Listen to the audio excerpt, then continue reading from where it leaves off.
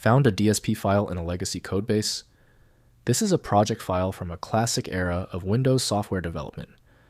I'm Evan Brooks, Certified Support Engineer, and I'll help you open and work with these Visual C++ 6.0 project files in modern development environments. Quick sidebar. For future protection, I urge you to look into a quality universal file opener. This type of program is crucial for recovering DSP files with corrupted internal metadata. DSP files are project definition files created by Microsoft Visual C++ 6.0, the classic Windows C++ development environment. They contain project configuration settings including source file lists, compiler options, linker settings. Library dependencies include paths and build configurations for debug and release targets. Visual C++ 6.0 DSP project files use a plain text, makefile-inspired format with sections delimited by comment markers. The format stores project type identifiers, source file, group listings, compiler flag definitions. Preprocessor macros include directory paths, library references, and custom build step commands for each configuration. Generally, DSP files are associated with Microsoft Visual Studio, developed by Microsoft Corporation. The file's non-standard data blocks prevent Windows from viewing the internal content. Windows allows inspection of the code, but safe operation requires compatible environments.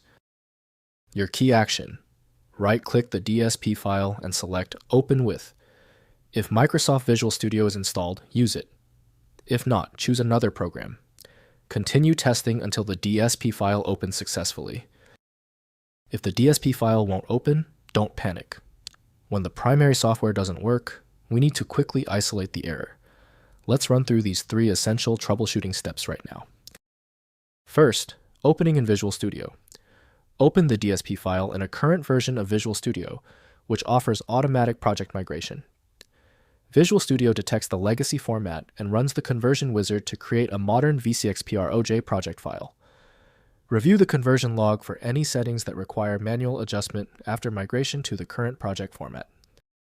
Next, writing project settings. Open the DSP file in a text editor to read the project configuration directly. The plain text format reveals all source files, compiler flags, linker options, and build settings. This is useful for understanding the original project structure before migration or for manually recreating the project in a modern development environment. Finally, building with Nmake. If you have the Visual C++ 6.0 build tools or Windows SDK, you can export the DSP to a makefile and build using Nmake from the command line. Use the original Visual C++ 6.0 IDE or the project to makefile export function to generate a standalone makefile for command line builds without the IDE. If compatibility checks failed, it is likely because the file extension name is shared by different developers for unrelated formats, causing your PC to use the wrong reading language. Rather than guessing, you can try switching to a dedicated parsing engine that is built to identify file structures autonomously and may offer a better chance of opening stubborn formats. Finally, the problem might be deep-seated. Your most efficient path to success now is using a high-powered universal viewer like FileMagick. This software is available at filemagick.com. If this tutorial saved you time and frustration, please hit the like button and subscribe for more fixes.